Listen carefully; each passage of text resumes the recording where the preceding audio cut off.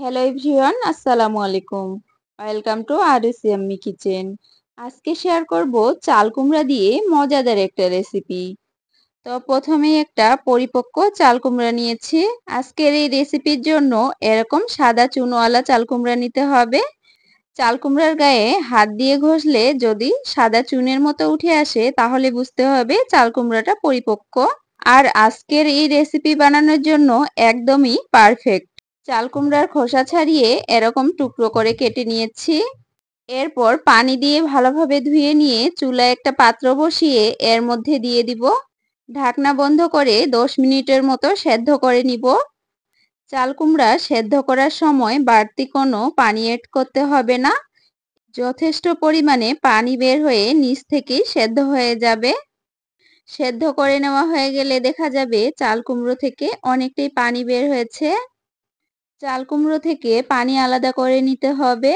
আজকে চাল কুমড়োটা যেহেতু একটু বড় সাইজের ছিল তাই আমি দুইবারে সেদ্ধ করে নিয়েছি। কড়াইয়ে 1/3 কাপ সয়াবিন তেল দিয়ে দিলাম। এরপর দিয়ে দিব 2টা তেজপাতা, 3 টুকরো দারুচিনি, দিয়ে দিব 2টা এলাচ। 1 মিনিটের মতো গরম তেলে ভেজে নিব, এতে করে সুন্দর একটা ঘ্রাণ বের হবে।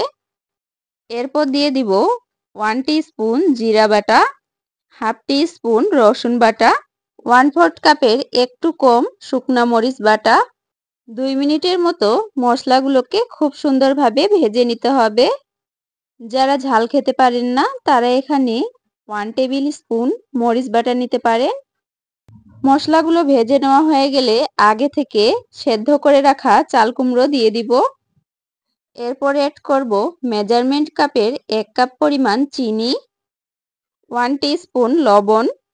কিছুক্ষণ নেড়েচেড়ে জাল করে নিব যতক্ষণ না পর্যন্ত চিনি পুরোপুরিভাবে গলে যায়। আমার রান্নার ভিডিও প্রথমবার যদি ফেসবুক থেকে দেখেন তাহলে প্লিজ আমার পেজ ফলো করবেন, আর ইউটিউব থেকে দেখলে প্লিজ আমার চ্যানেল সাবস্ক্রাইব করবেন। আর যারা অলরেডি আমার রান্নার ভিডিওগুলো দেখেন তাদেরকে অসংখ্য ধন্যবাদ। চিনি যখন গলে যাবে ওই পর্যায়ে অ্যাড করব 1 কাপ পরিমাণ কোরানো নারকেল, 2 কাপ পরিমাণ লিকুইড দুধ। নারিকেল আর দুধ হাতার সাহায্যে নেড়েচেড়ে ভালোভাবে মিশিয়ে নিব।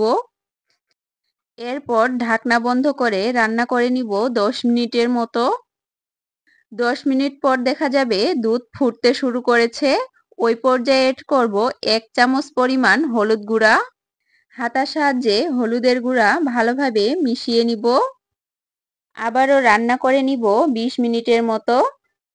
এ পর্যায়ে আর ঢাকনা দেওয়ার কোনো প্রয়োজন নেই। যেহেতু এখানে দুধ মেশানো হয়েছে ঢাকনা দিলে বারবার উতলে পড়বে। ঢাকনা ছাড়াই জাল করে নিতে হবে 20 মিনিটের মতো। 15 থেকে 20 মিনিট পর দেখা যাবে পানি অনেকটাই শুকিয়ে এসেছে। ওই পর্যায়ে নামিয়ে নিতে হবে। চাল কুমড়ার এই রেসিপি বানিয়েছিলাম রাতে। সারা রাত আমি এভাবেই ঢেকে রাখবো। চলে আসলাম পরের দিন সকালবেলা। এভাবে চাল কুমড়া রান্না করে 6 থেকে 7 ঘন্টা পর পরিবেশন করলে খেতে অনেক ভালো লাগে। কিছুক্ষণ নরমাল ফ্রিজে রেখে এরপর পরিবেশন করলে এর স্বাদ আরও দ্বিগুণ বেড়ে যায়। এভাবে চাল কুমড়া রান্না করে মেহমানকে চমকে দিতে পারেন। যারা চাল কুমড়া খেতে পছন্দ করেন না, এভাবে রান্না করে তাদেরকে একবার যদি দেওয়া যায় তাহলে তারা বারবার খেতে চাইবে। আমার আজকের চাল কুমড়ার রেসিপি আপনাদের কাছে কেমন লাগলো তা অবশ্যই কমেন্ট করে জানাবেন। সবাই ভালো থাকবেন, সুস্থ থাকবেন আর আমার জন্য দোয়া রাখবেন। আল্লাহ হাফেজ।